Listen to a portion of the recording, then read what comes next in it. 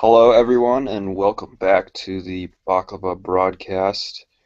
We are back on a Sunday late night afternoon, and I am joined by Kurt Russell in Houston, who is back from his San Antonio trip scouting out the Spurs for a potential Cavs-Spurs final. Kurt, how you doing?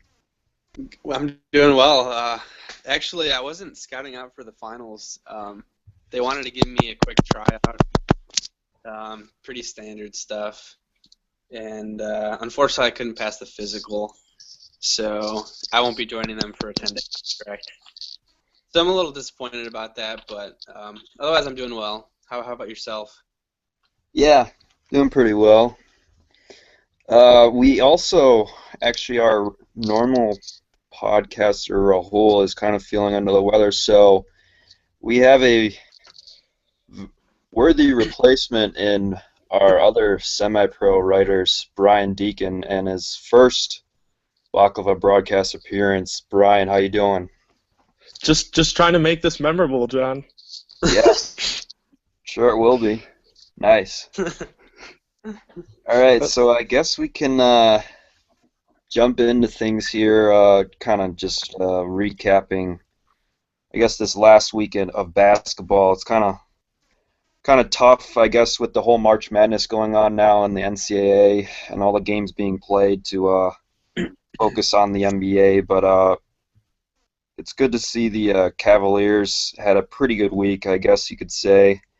Aside from that obvious Miami game on Monday night, it didn't go so well. But we also had four wins against Eastern opponents as well. So I guess Kurt, to start us off, within these five games, what do you see from the Cavaliers, and yeah, just your thoughts overall on these games.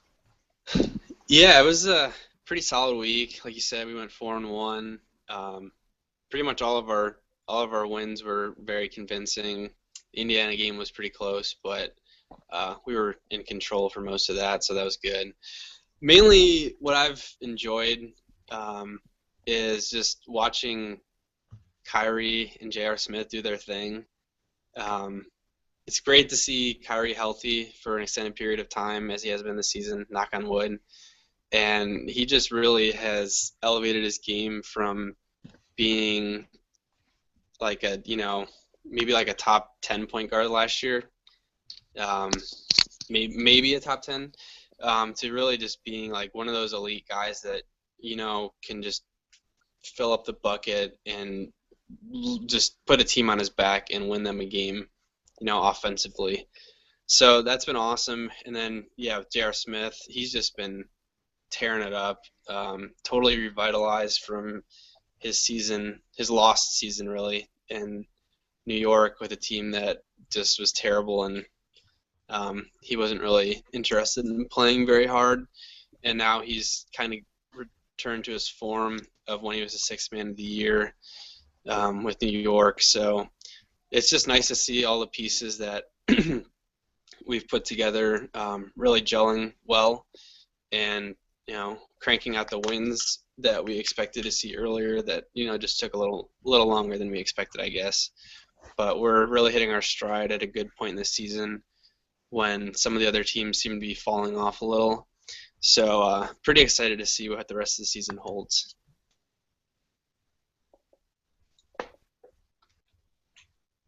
Deacon, you have any thoughts on the rest Yeah. of the week? So, I was looking at the games. We were away at Dallas. This was last week. Away at San Antonio, and then to start this week's recap, we were away at Orlando. So that Miami game was our fourth away game in a row, and then it was 3 of 4. So I think we definitely came out flat in that game. Hassan Whiteside destroyed us on the boards. That's my only big worry with this team is even though we have rebounders like Thompson and Love, it seems like if somebody has a 7-footer, our 7-footer as good as Mozgov is just we just have issues with those 7-footers. But And then against the Nets, even though we won that game, I was looking at the free throw percentage, and this has been kind of like a sneaky subplot of LeBron's game this year. And Uh-huh. this isn't LeBron specifically, but we shot 60% from the free throw as a team, and that's a little worrisome when we're going into playoff ball soon, and Hmm. when those numbers are going to jump. But other than that, like you said, Kurt, it's pretty promising. I want to see more Kyrie, JR, Iman, LeBron out on the floor altogether, and even putting Kevin Love at the 5. I think that might be Yeah. a pretty offensively devastating lineup. I don't know if they could play any defense, but yeah, that's my thought on these last week's games. Yeah, nice. I guess my thoughts. I mean, you guys have covered most of the main points here. I got a chance to watch the game today, actually, against Milwaukee. And first half, it was a struggle. We weren't playing too much defense. Milwaukee got up on us at home for them. But the second half was a different story. All of a sudden we're down, 6-8 most of the first half, and we just got on this stretch where J.R. Smith, I think he might have hit like 3 threes in a row. Yeah. He was just unreal. So that was really good to see. The bench contributed pretty well in the game with Iman Shumpert, and Dellavedova was actually okay. um, So yeah, it was good to see kind of a come from behind victory against the struggling Bucks team, and then obviously cleaning up, you know, um, with Brooklyn, Indiana, and Orlando over the rest of the week, and then we've obviously been struggling with Miami, and Miami is potentially they've actually gone on a pretty nice run here in the last week or so with Dwayne Wade playing very well. That Hmm. it looks like we might match up with them in God. the playoffs. So that'll be interesting to see a Cleveland Miami possible first round matchup. I think we play them one more time. I think two Yes. weeks from now on Thursday night. I'll actually be going to that game, so that'll be interesting to see Cool. one last test for the Cavs against the Heat, who we've been struggling against. So that'll definitely be interesting to see. Yeah, so I guess looking forward, I guess into this last week, it's really coming down to the wire now. I think we just exactly have 10 games left. We're at 46 and 26 right now, and this next week, it contains a pretty big test in a game at Memphis on Wednesday night. And then we also have we play Brooklyn again away, and then we finish up the week next Sunday against the 76ers. So either of I guess Brian, do you have any other thoughts about like these three games in particular? What you want to see, I guess, from the Cavs in this next week as we kind of wrap things up for this season? Right. So definitely against Memphis, like I was talking about earlier with that Heat loss. That Heat loss last week, we were out rebounded, 45 rebounds to 32 rebounds, and uh, the Heat don't really have people like Zach Randolph and Marc Gasol. So I definitely want to see something with Kevin and Timothy down low. I definitely think if we're going to beat Memphis, the key for us beating Memphis is just consistently feed Kevin down low and really try to get him on Zebo and maybe get Zebo in foul trouble or a little aggravated. I think Kevin could do that, but I think one of the Cavs' biggest storylines of the year is just the lack of using Kevin Love. So I'd like to see us use Kevin Love more against those Grizzlies. But I think we got the Nets in hand. We're 3-0 against them this season. I don't see why we'd lose to them, especially this late in the season. Yeah. The 76ers, for whatever reason. So we're 1-1 against them, and they're just kind of, I don't know if those are young legs or whatever, and we just kind of get them at the wrong end of like a back-to-back or something. But I just want to see us beat a team we should beat in the 76ers. So, you got anything to add, Kurt? Yeah, actually, I really like what you said about Memphis. Those are two really good bigs, and personally, I think with Kevin Love, if he's matched up against Zach Randolph for a majority of the game, like there's really no excuse for him to not score like 35 points. Right. Because Randolph's he's kind of like a banger down low, which is good for Kevin and his post finesse moves. Right. And also like when he retreats out to the paint or like outside of the paint, there's no way Randolph can track him down in any way, shape, or form, nor would he want to. So hopefully that's a game that like Kevin can just kind of take over. It'd be nice to see him assert his dominance one game and just like remind everybody, like the team's a three-headed beast, not just LeBron and Kyrie. So hopefully he can kind of just show up that game, and like it's a pretty big game against a contender, on their home court. So I think it's a pretty big deal. We fortunately have after our game today, like that's our next game, so we have plenty of rest, so we should be good to go.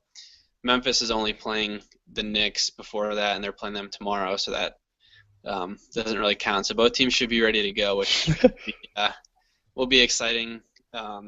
Wish it was on national TV, but unfortunately not.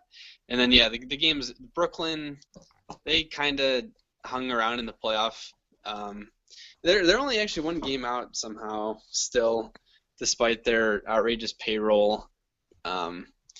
And they could kind of maybe creep in, I guess, but I think that they're kind of just gave up there, and we're going to slaughter them, no doubt.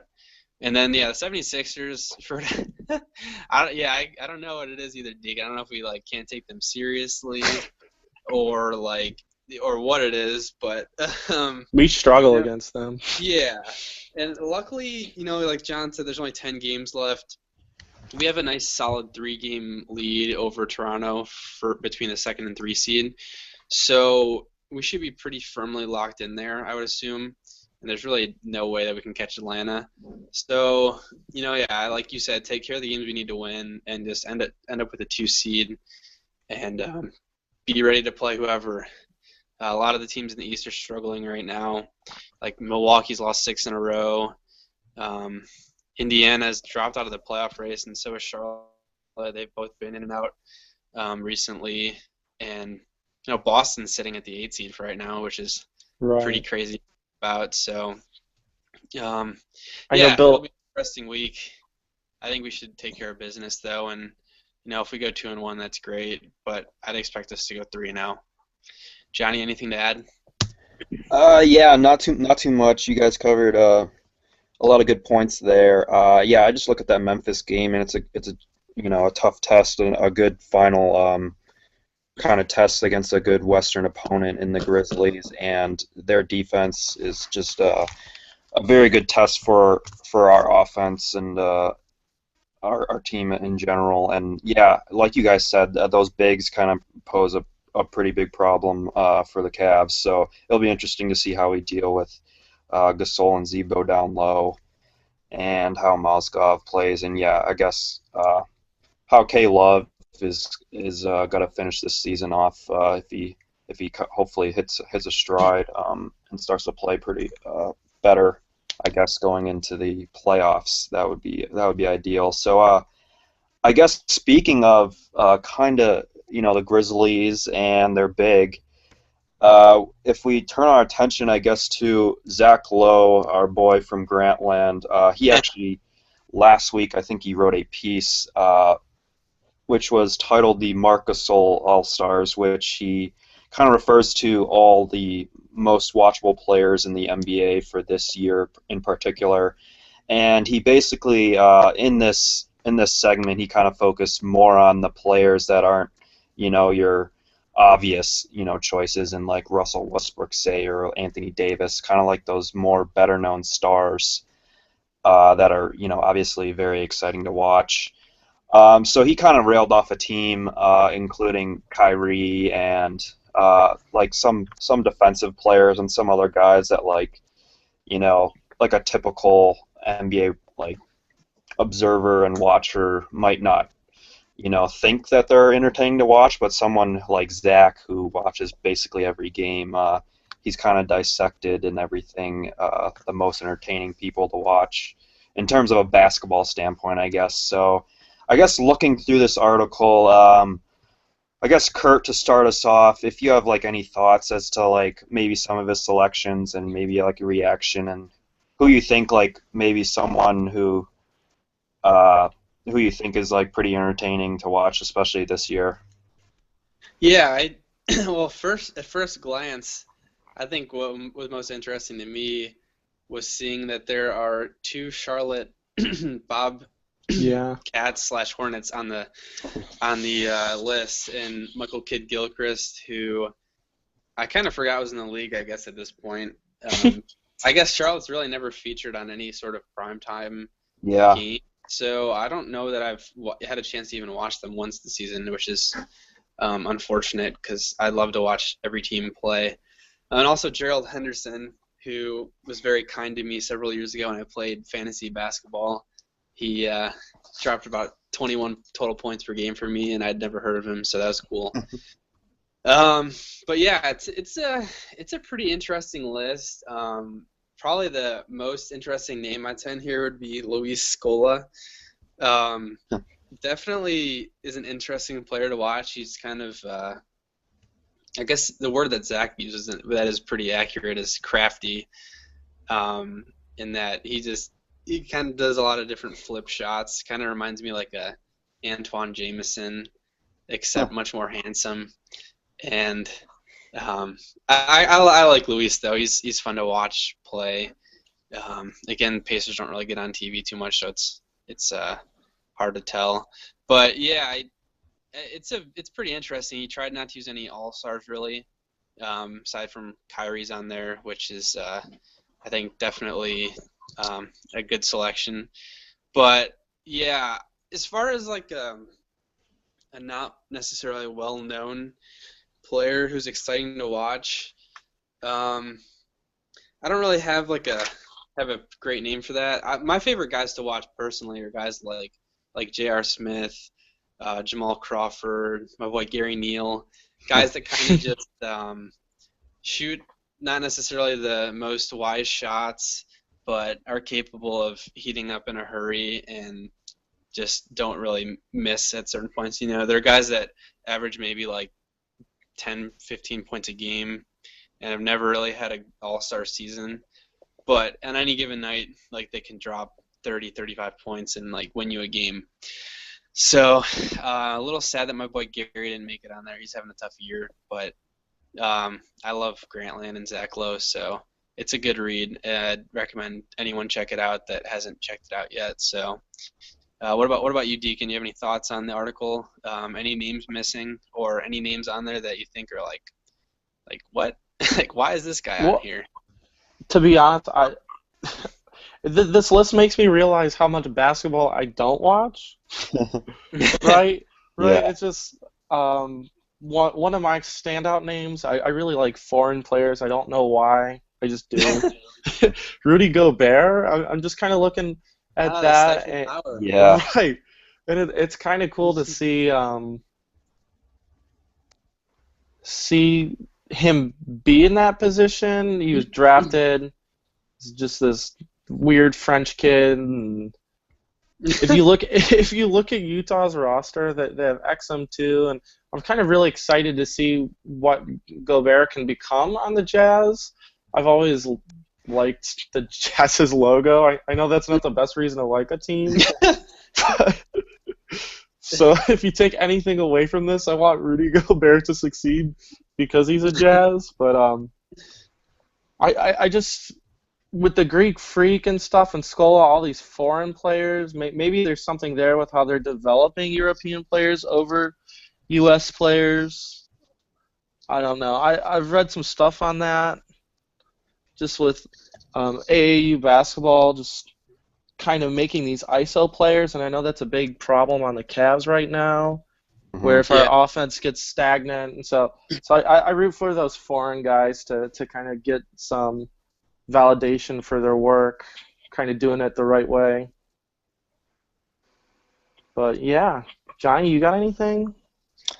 Yeah, I guess going along with that, the Jazz in particular, I guess you mentioned, like since the All-Star break, they've actually been a pretty surprising team in terms of the success they've had. Right. Like Gobert, as you mentioned, I think their defense has been like one of the best in the league since the All-Star break. So, yeah, like you said, it'll be interesting looking forward at that team, like what they develop into, because I think they've had like the best record since the All-Star break. So that's promising for a team that like earlier in this year it didn't look like they were No. anywhere, and they trade away Cantor and they don't really get too much in return. They get Perkins, but then they waive him, and they get like a second round pick for it, which I think they could have gotten more from the Cantor trade, like we discussed earlier. But yeah, that's interesting to see the Jazz kind of, when the other teams in the West, like the Lakers and the Timberwolves, are obviously in tank mode. They're out to prove like maybe next Play year hard. into an 8 seed or something. So. Yeah, that's good to mention the Jazz and Gobert, and he's just a freaking stifle tower, I think they call him now. Yeah, I was interesting to read about like Isaiah Thomas, and yeah, he's like an entertaining player to play with, but like I think you like hear that like playing with him isn't like the greatest. Like he's obviously been on like 3 teams this like in a pretty short span of time. I mean, he's a really good scorer and everything, but it just seems like the teammates and the people he plays with like Right. really enjoy it.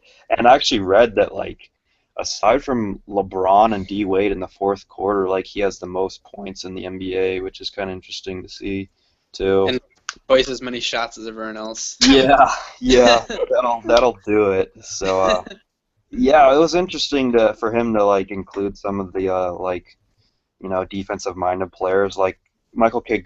Gilchrist like said he wants to become like the best defensive player like ever in the NBA. Because he can't shoot. Yeah, because his shot, if you see his shot, it's just, I think he like altered it a little bit, but like when he came into the league, it was like the ugliest thing you could see. Right. Yeah. And then I really enjoy watching Kawhi Leonard, like he mentioned too. Like he's been injured a lot of this year, and like when you see the Spurs with him like fully healthy and everything, it's just like really good basketball to watch. Other people might call it like boring and stuff, but like I really enjoy like Kawhi's play and just how he like shuts down like how he shut down LeBron and everything. So yeah, I think it was an interesting article overall. I think from Zach, and he always puts out good stuff for the reader and everything. So yeah, that was a good read and everything, and a good discussion on I guess the most entertaining players outside of the obvious and NBA stars this year. So speaking of stars, Deacon, do you wanna introduce the next topic for us? Right. So actually, I was thinking of you're talking about Enes Kanter and his Yeah. reinsurgence on the Thunder, but this team, the Thunder had all these moves that just uncharacteristic of Sam Presti there, and it's just not working out with Durant being out indefinitely. It's never good when your injury time is out indefinitely. Yeah. So I'm looking at the Thunder, and I just don't know if they're a contender anymore, even with Russ averaging like a triple-double these past 20 games or whatever it is. So you got anything to add on that, Kurt? Yeah. So I guess, when you're looking at the Western Conference playoff standings right now, Oklahoma City, I should say, they have a semi-comfortable 3-game lead. They have 12 games left to play, as do New Orleans and Phoenix, who are both 3 games out of the 8 seed. So it's interesting to look at. Yeah, they've I don't know. That's the team. They've been on TV a lot, so I've had a chance to watch them a lot. And yeah, I really agree, Deacon. Like, one, it sucks that KD's out indefinitely because you really just nobody has any idea what that means. Like, that could be Right. anything from a serious issue to like a potentially career-ending issue. So, Yeah. It's really unfortunate because he's kind of just he seemed like a really good guy. He's brought a lot to the game into that city, I know. So, yeah, that's pretty unfortunate. But the team there's just without Kevin. I mean, I know Russ has been going nuts, but I just think especially if they're playing Golden State in the first round, without Durant, there's just no way. That's maybe a 5-game series if Russ goes off a couple times and then they end up winning one of them. But yeah, I guess even before that though, I mean, it's not necessarily going to happen that they make the playoffs. Pelicans have lost 3 in a row, and the Thunder have won 3 in a row. So that kind of, before that things were different. And Phoenix has kind of came on late, winning 3 in a row to make it, I guess, semi-interesting as to who's going to make the playoffs. All 3 teams kind of have a tough schedule left. A lot of Western teams to play, and then especially Oklahoma City. I mean, they have a really tough game against the Lakers coming up on Tuesday, which of course is on national TV because the Lakers are playing, which is a big joke. But no, I mean they have to play this in their 12 games. They still have to play Portland, San Antonio twice, Memphis, Dallas, Houston, and then a really big game against Phoenix, who they're obviously competing for that last spot. So if I had to pick, just mainly because of the lead they have right now, I'd say they still make the playoffs, but I think it's just going to be a one and done. And it's really sad to see because after all these moves they made, they really, in a lot of people's minds, went from being pretenders to contenders. And but without Durant, it's just, I don't know. They really don't have a lot of guys that can do anything on their own. It's pretty much just Russ doing everything. And in the playoffs, things are just different, where if teams are actually going to be trying to play defense the whole game, and they'll definitely double team him and get the ball out of his hands. And then what do you do? I mean, you have Andre Roberson, Anthony Morrow, Cantor. These are good players, but they can't do. They're not going to create shots on their own that are going to, win your team a game or a series. So I think that ship has about sailed on that team, unfortunately. I still see it in the playoffs, but yeah, I think they're going to lose in the first round for sure. So Ibaka's out Johnny, too. what do you? Yeah, true. That's a good point. I didn't even mention that. So Johnny, what do you think about? The Thunder still going to make the playoffs if they do? Do they have any sort of chance against Golden State in the first round? What do you think about all that? Yeah, I guess kind of echoing your guys' thoughts. Yeah, Deacon, you just mentioned that Serge Ibaka is also out for, I guess, 4 to 6 weeks at least. So that definitely takes a hit into their defense as well, which is my main concern with this as well, is the defense and just being able to contain Golden State. I don't think they really have the players to do that. Yeah, it's got to be really tough without KD. In this stretch. I mean, Russell Westbrook, he's obviously been really good. Since the All-Star break, I think he has. I mean, today I think he just recorded his 10th triple-double on the year, and I think his 8th since the All-Star break. While the rest of the league has recorded 9 combined, so that's that's just really ridiculous. But there's only so much one player can do, and if they put Draymond Green on Russ and kind of slow him down, then OKC is pretty much screwed. I mean, Cantor has been a really solid acquisition for them, but they just don't have the depth and the defense to, I think, contain Golden State in the first round of their likely matchup. I still do think they make the playoffs, obviously, with the struggles of the Pelicans lately, and yeah, I think they'll be able to stretch it out into an 8 seed, but yeah, this is it's tough. It's been a tough year for OKC, and yeah, just a lot of discussion Right. amongst that. So I think it was a yeah, good go point ahead. what you brought up about Golden State and Oklahoma City, just in terms of depth. When you look at Golden Yeah. State, I mean, that's a team that's bringing guys like David Lee and Andre Iguodala off the bench. And they have, I mean, between Draymond, Klay Thompson, Iguodala, they have a lot of guys they can throw at Russ who are not only, pretty well thought of defenders, but also guys that are just quite frankly bigger and longer than Russ, which is going to cause a lot of problems. Oklahoma City pretty much, if they're not doing ISO ball, which is usually what they do, a lot of what they do is just predicated on pick and roll. And when you're looking at Golden State, I mean, they have the ability to switch on pick and roll. And when you have interchangeable guys on the wing like that, that pretty much takes away any action that Oklahoma City is going to get on offense. And when things aren't going well for them on offense, it kind of turns into Russ going out of control, driving to the rim by himself and jacking up bad shots. Or, God forbid, Dion doing some one-on-one isolation where he likes to take his step back, fade away, like long two. So yeah, I think that series could get pretty ugly. I still think that probably win one game, just because Russ is good enough to win them a game, but that just has hardly any weapons, and what weapons they do have will easily stopped by Golden State's ability to just be very versatile on defense. So just wanted to kind of throw that out there, I guess. I think there's some implications here too for me. Like, sure, this OKC team's not going to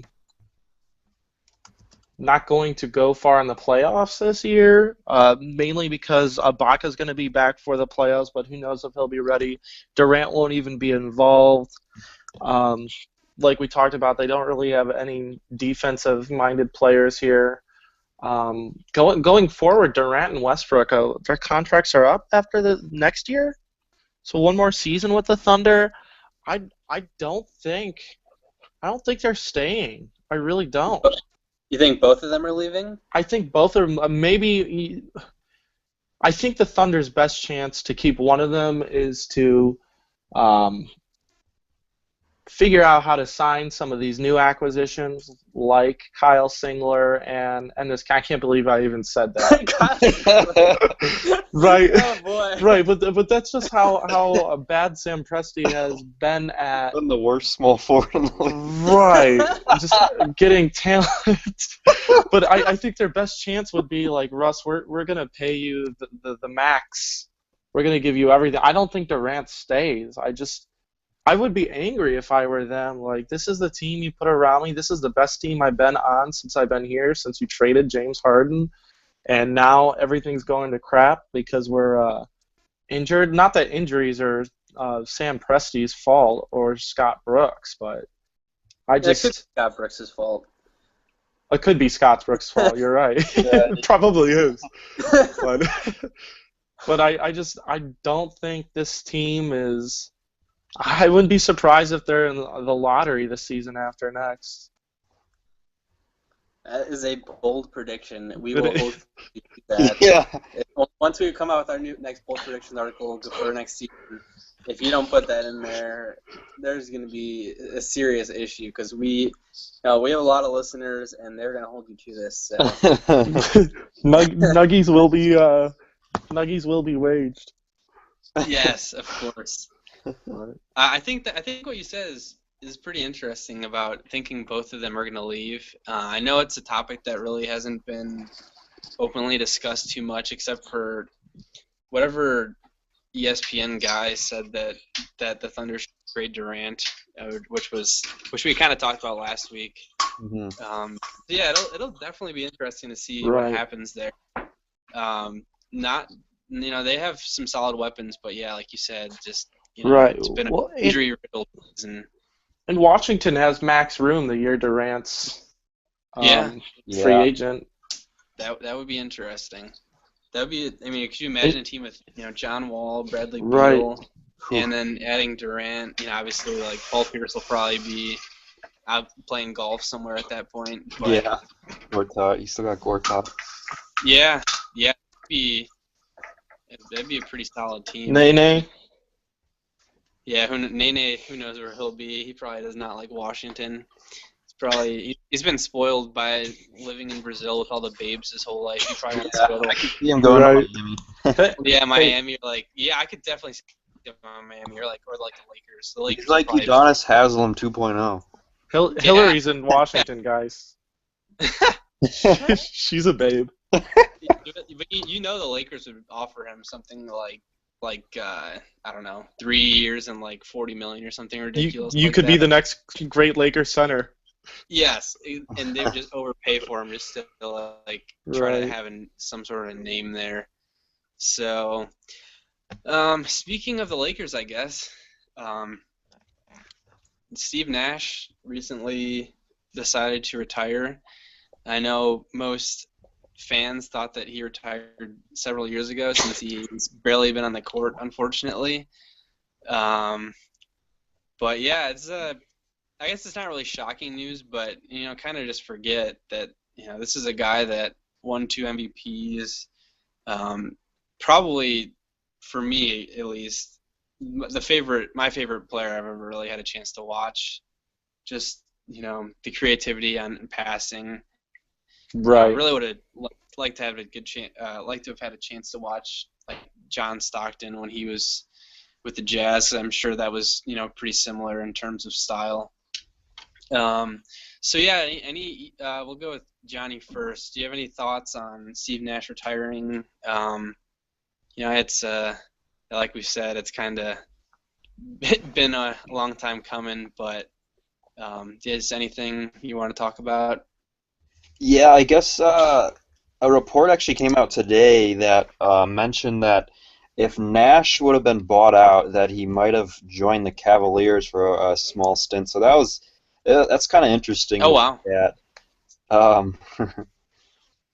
So I mean, yeah.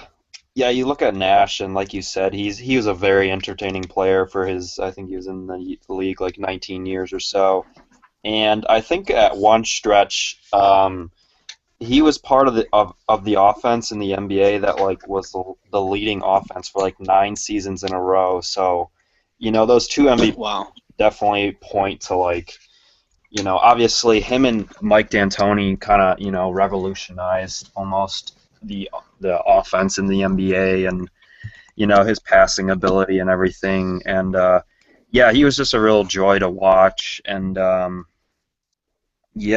mean I don't have too much other things to say about it, but Deacon, I think you might write a piece possibly about this, but so you might not want to reveal too much. Right. If I were to write a piece, I think it would just also heavily go on the fact that as good as Steve Nash was at basketball on court, he was just that much better of a human being as well.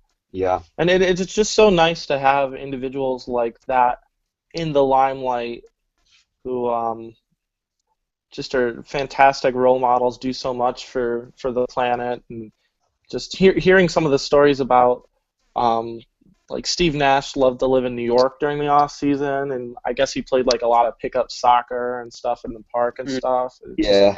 Sounds like he's just I don't know, he's someone who just seems approachable, and like Kurt was saying, his creativity on the court, just a general enjoyable person that you're gonna kind of miss being in that basketball role in your life. Oh, Steve Nash is on tonight. I think I'll watch that game, and so I'm looking forward to what he'll have to do post basketball. I think he's gonna do big things, but it's obviously gonna be outside the arena of basketball. But yeah, I'll miss Steve Nash. Might cry a little. I don't know.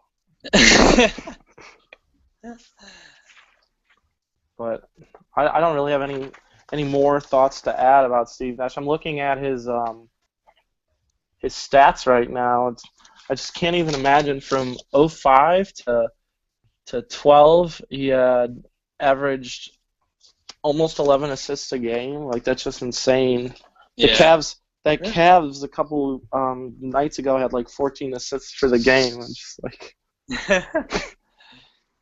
but Yeah, I think everything seemed to go downhill for Steve once he cut his hair. Right, it's a I think stylish that was cut, real.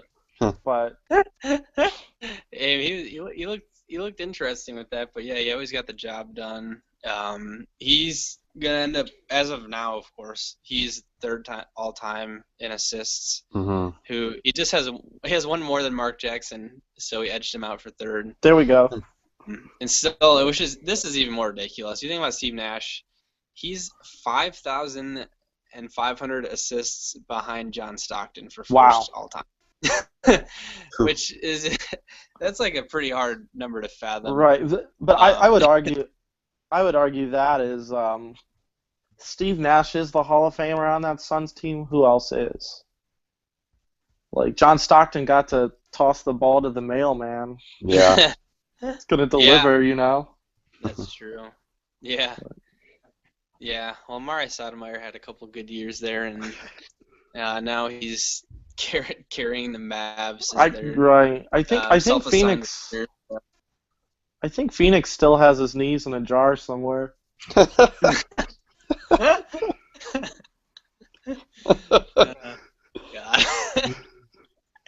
But that could definitely be. Speaking about Steve Nash, Steve Nash also did something that's very uncommon, especially for professional basketball. He stayed 4 years in college, got his degree, and then got drafted, which I think brings us to our next topic, right, Johnny? Yeah. The Rick Pitino high school players should be able to go pro again. Do you guys have any thoughts on that, or? Yeah, we kind of talked about this last week a little. I didn't actually have a chance to read the article, unfortunately, which maybe I'll have to do right now. But yeah, it's I think that really when it comes down to it, like, I know we're talking about guys that are hopefully 17 or 18 years old. Hopefully not like 22 and still in high school. Right. You know.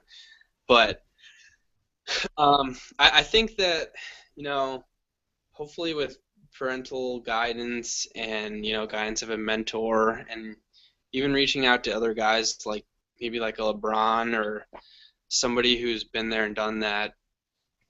These guys have the resources available to make smart decisions about their future.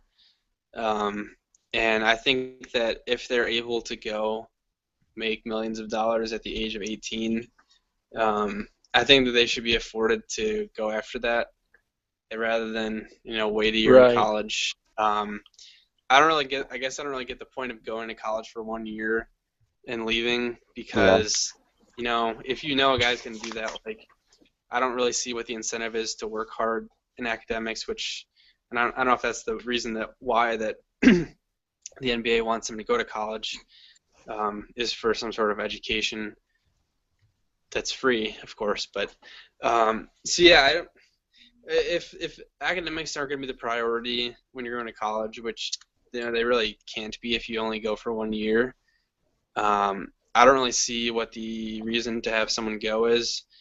I know the NCAA loves having one and dones because, well, at least just having those guys come at all, just because it's better for their brand. Right. And obviously, all they care about is just exploiting the students and making as much money as they can, while not having to pay them. So yeah, I guess really just to sum up my thoughts, I think, if I wanted to start a business and drop out of high school and I'm 15, I'm able to do that. So I don't see why it's different in professional sports. If I drop out of high school and I start a business and it fails, that's like tough luck. That's on me. And just same thing, if a guy, maybe a guy would be much better off staying in college for 4 years and his NBA career would last longer. but Mhm. that's years that he's not making any money. Right. And that's it's really tempting when you can go from graduating high school, driving your crappy vehicle around. Like, no offense to your awesome van, Deacon, but we were all there. We all had pretty awful vehicles to drive around. Big Uh, Mo. if you could, if you could go to driving like a Bentley around in 6 months and travel the world and play basketball, like it's pretty hard to say no to. Right. So yeah, I think that it should be up to the players, and if they want to go and take the risk, it's on them. So, John, you have anything to add to that? Yeah, I agree. Yeah, like you said last week, we kind of touched upon this and the possibility of, now the age limit is 19 to enter the NBA draft, but the NBA is kind of tooling with the idea of possibly lowering that to 18, and actually Commissioner Adam Silver, like we said, is actually in favor of, increasing the age limit to 20. But yeah, Mm-hmm. I mean, I guess this came out because Rick Pitino kind of explicitly said that he, you know, would be all for, high school players being able to make the jump from and skip college and make the jump right into the NBA. So yeah, it's interesting to look at, kind of both sides of it. But yeah, I kind of agree with Kurt, and yeah, it's on the player, and there's different situations, for everyone and everything. But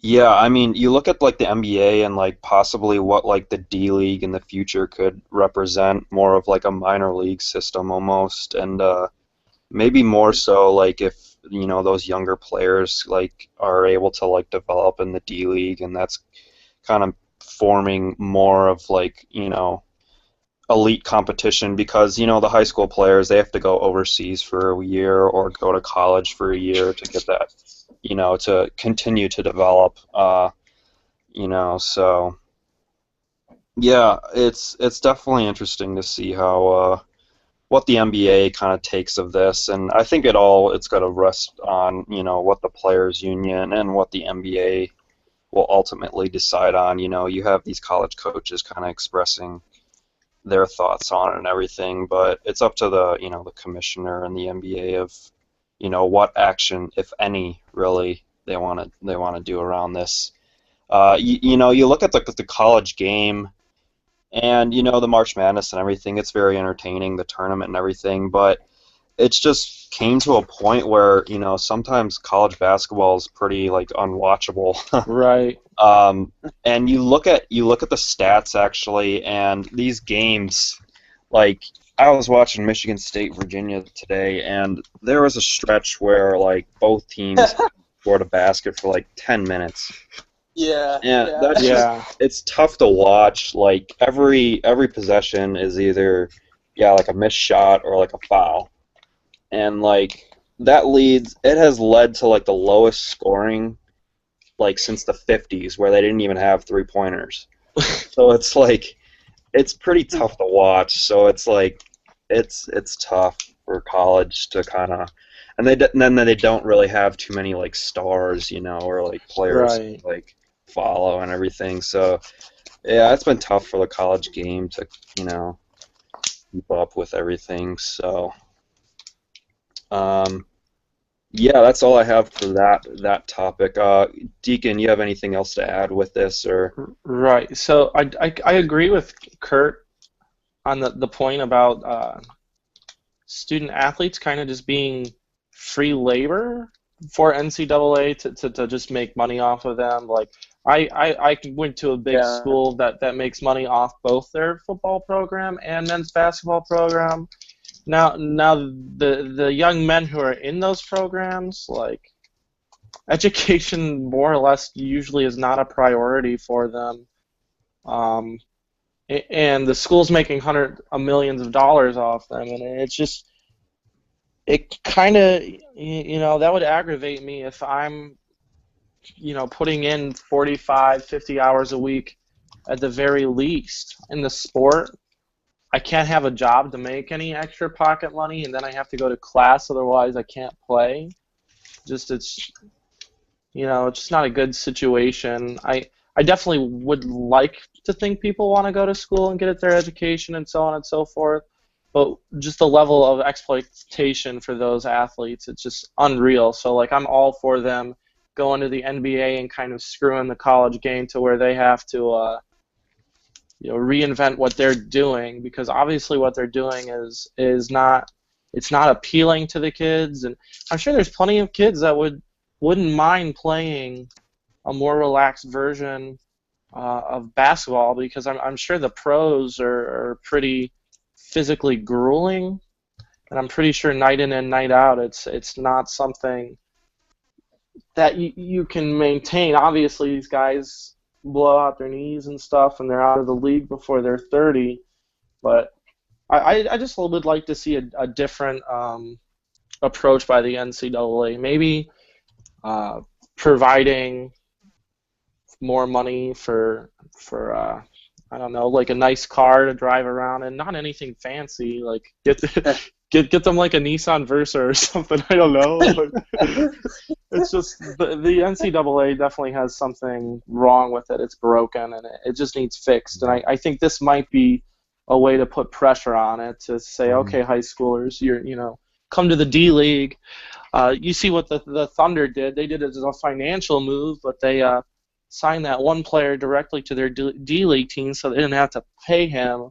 But maybe that would happen to guys who need developed rather than being NBA-ready talent, and instead of going to college can make the 40, 50 grand a year playing basketball for the Canton Charge.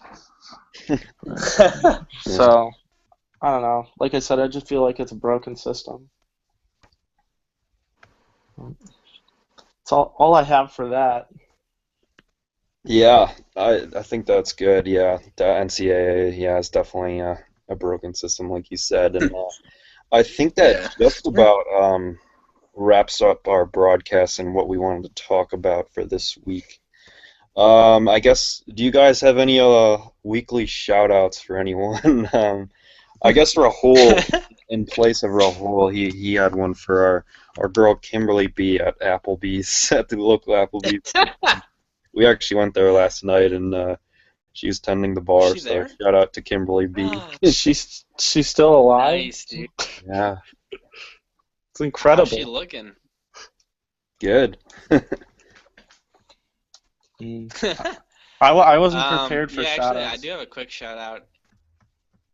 Oh, you never are prepared. You just think of them. And of course, now my internet's failing on me. But I did notice in the couple box scores this past week that Mike Miller and Joe Harris both recorded trillions. So that's always something to look for. It's usually a good sign if they record trillions, because that means they just get subbed in for like one possession. And if you see that Mike Miller or Joe Harris playing like 15 minutes a game, either that means we're up by about 40, which doesn't really happen very often, or someone got hurt. So I like to see their minutes low and their contributions low. Mike's doing a great job cheerleading on the sidelines, and but no, he really, I think it's a good guy to have on your bench. He just kind of keeps everyone engaged, I think, and he's always like the first guy off the bench at timeouts, like high five everyone, and kind of need a team morale guy like that. So I was, kind of being serious but also joking about the trillion. But yeah, just those two guys I think is all I have for now. So, and a big shout out to Wichita State for beating Kansas. Nice. No shout outs. My voice will remain silent for this week, and maybe in future podcasts I will have a shout out to share to the world. Yeah, we'll have to see if we'll have you back or not. Right. Gotta see what the fan reception is. Yeah. It'll be based on our rating system. So usually we get around like a 9.7. So if it drops at all, you had a good run, and thanks for filling in. But nah, just kidding. But yeah, that's all I got. Johnny, is there any are there any articles coming out soon to look forward to, or are we about done here? Yeah, good stuff from Deacon on this podcast. But yeah, I think he'll be writing a Steve Nash Oh, piece. I will. It'll Yeah. get done. I once wrote. I was a little flaky as baklava, and I might remain that flaky, but Steve Nash is a human being who's near and dear to my heart and deserves my accolades and all that good stuff. So look forward to that, and yeah, gonna go make some bagel bites, I guess. Alrighty. Nice. Yeah, it's time for sweet potato fries and basketball. Cool. All right. Sounds good. Yeah, Yeah. I might have my top 5 worst ESPN NBA analysts column Oh, this God. week. So be on the lookout for that. We'll see how busy I am with other stuff, but yeah, that's in the works Yeah. and should be entertaining. And, so yeah, Okay. yeah. Thanks for listening, and yeah, we'll catch you next week on the weekly Baklava broadcast. So thank you, everyone. Bye.